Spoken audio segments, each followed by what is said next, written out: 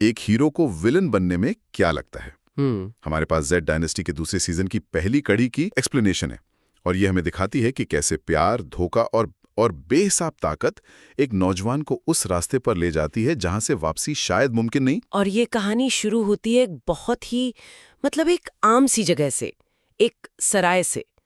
ये अपने आप में दिलचस्प है। हाँ बिल्कुल। अक्सर ऐसी बड़ी कहानियां आप सोचती हैं महलों से या जंग के मैदानों से शुरू होंगी, लेकिन यहाँ हमें सीधे उन लोगों के बीच ले जाया जाता है जिन पर जंग का सबसे ज्यादा असर पड़ा है। सही है। उनकी बातचीत से ही इस दुनिया का कैनवस तैयार होता है। हाँ, और माहौल में एक अजीब सा तनाव है।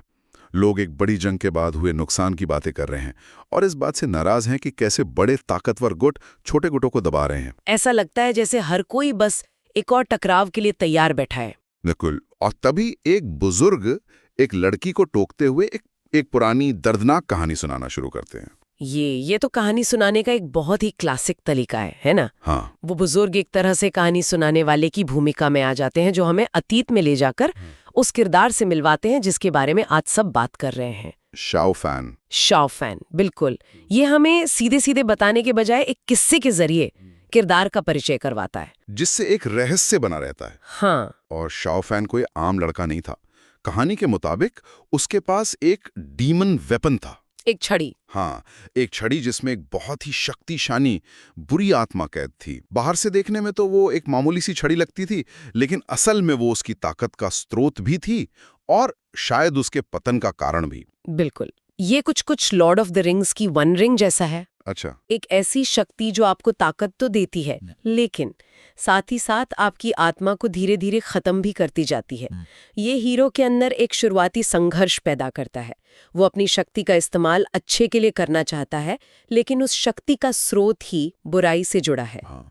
और इसी संघर्ष के बीच उसकी जिंदगी में प्यार आता है। उसे एक डीमन गर्ल बायो से प्यार हो जाता है। अब जिसके पास पहले से ही एक डीमन वेपन हो, हाँ, उसका एक डीमन गर्ल से प्यार करना उसके अपने लोगों को ये बिल्कुल मंजूर नहीं था। सही बात है।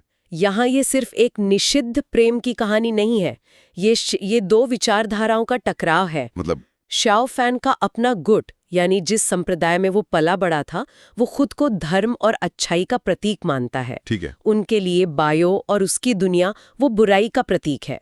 इसीलिए शाओ फैन का प्यार सिर्फ एक निजी फैसला नहीं था, बल्कि उनके लिए एक तरह का वैचारिक धोखा था। बिल्कुल सही। और ये धोखा उसे बहुत महंगा पड़ा। उसके अपने ही लोग, यहाँ तक कि उसके गुरु, उसके दुश्मन बन गए। एक मिनट, लेकिन अपने गुरु से ऐसा धोखा, ये तो किसी भी हीरो की नींव हिला देगा। बिल्कुल। जिस पर आप सबसे ज्यादा भरोसा करते हैं, वही आपकी जान लेने पर तुला है। यही तो इस कहानी का सबसे क्रूर मोड़ है। सबसे बड़ा जख्म दुश्मन नहीं देते, अपने ही देते हैं। सोर्स के मुताबिक उसके गुरु से जू श्यान सोड नाम के एक दिव्य हथियार से मारने की कोशिश करते हैं। और ये वो पल है। हाँ, ये वो पल है जहां शाओ फैंग का दुनिया, धर्म और न्याय पर से विश्वास पूरी तरह उड़ जाता है। और ठीक इसी पल में बायु उसे बचाने के लिए उस तलवार के सामने आ जाती है और अपनी जान दे देती है। उफ, सराय में कहानी सुन रहे लोग भी ये सुनकर सन्न रह जाते हैं। उनकी प्रतिक्रिया से ही पता चलता है कि बायु का बलिदान उस दुनिया में एक बहुत बड़ी और दुखद किंवदंती बन चुका है। हाँ। बायु का बलिदान सिर्फ एक दुखद घटना नहीं है, वो शाओ फैन के किरदार की नैतिकता का स्विच ऑफ कर देता है। Switch off? हाँ। अब तक वो सही और गलत के बीच फंसा था, लेकिन अब उसके लिए सिर्फ एक ही चीज मायने रखती है, ताकत। और ये उस दुनिया के लिए बहुत खतरनाक मोड़ है। क्यों? क्योंकि एक हीरो जब टूटता है तो वो किसी भी विलेन से ज्यादा तबाही मचा सकता है। अच्छा? क्योंकि वो जानता है कि अच्छाई का नकाब पहनकर दुनिया कैसे काम करती है। अरे वाह! तो एक तरफ होटल में ये कहानी एक किंवदंती की तरह सुनाई जा रही है, और दूसरी तरफ असल दुनिया में वही किंवदंती एक हकीकत बन चुकी है। बिल्कुल। जैसे ही कहानी खत्म होती है, असली शाओ फैन, जिसे अब घोस्ट किंग या डीमन किंग के नाम से जाना जाता है, उस सराय में दाखिल होता है। ये तो कहानी कहने का बहुत ही शानदार सिनेमाई तरीका है। हाँ। ये दर्शकों को बताता है कि जो किस्सा आपने अभी सुना वो सिर्फ अतीत नहीं है, उस किस्से का नतीजा अब आपके दरवाजे पर खड़ा है। उसका आना इस बात की पुष्टि करता है कि कहानी सच्ची थी, और अब वो एक जीता जागता खतरा है, या शायद एक बदला लेने वाला मसीहा। ये देखने वाले पर निर्भर करता है। सही कहा। और ये हकीकत हमें सीधे एक जंग के मैदान में ले जाती है।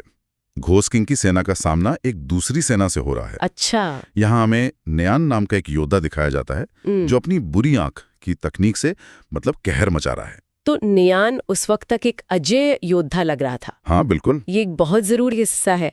कहानी पहले नियान को एक बहुत ही शक्तिशाली योद्धा के रूप में स्थापित करती है। ऐसा क्यों? ताकि जब घोस्ट किंग मैदान में उतरे तो हमें उसकी ताकत का सही अंदाजा हो सके। अगर वो किसी कमजोर सिपाही को हराता तो उसका कोई असर नहीं होता। बिल्कुल। एक ताकतवर दुश्मन को हराकर ही असली ताकत का पता चलता है। और फिर घोस्ट किंग आता है। वो नियान की तरफ बढ़ता है और नियान अपनी सबसे ताकतवर तकनीक, अपनी बुरी आंख का इस्तेमाल करता है। लेकिन घोस्ट किंग पर उसका कोई असर नहीं होता।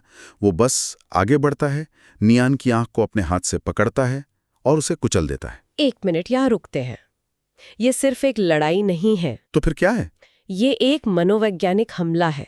घोस्ट किंग ने नियान के शरीर पर हमला नहीं किया, उसने उसकी पहचान, उसकी सबसे बड़ी ताकत पर हमला किया और उसे सबके सामने नष्ट कर दिया। हाँ। मतलब ये सिर्फ ताकत का प्रदर्शन नहीं था, वो उसे बस हरा भी तो सकता था। नहीं। इस तरह जलील करने की क्या जरूरत थी? जलील करना ही तो मकसद था। अच्छा। एक हीरो दुश्मन को हराता है, एक विलन या एक एंटी हीरो दुश्मन को तोड़ता है, उसकी हिम्मत को कुचलता है।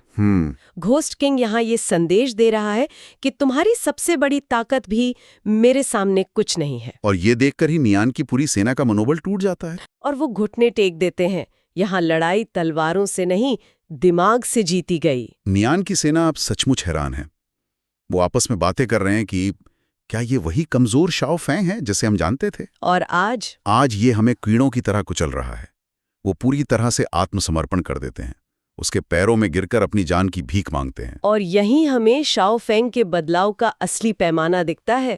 वो लड़का जो कभी प्यार के लिए अपने गुट से लड़ गया था, आज उसके नाम का खौफ पूरे युद्ध के मैदान पर छाया हुआ है। उसका दर्द उसकी नफरत में बदल चुका है। और वो नफरत अब एक हथियार है। हारा हुआ न्यान भी अपनी 800 साल पुरानी विरासत को छोड़ने के लिए तैयार हो जाता है। वो अपने गुट का प्रतीक, एक टोकन, घोस्ट किंग के सामने रख देता है। लेकिन तभी उसका एक साथी आगे आता है और मना कर देता है। अच्छा?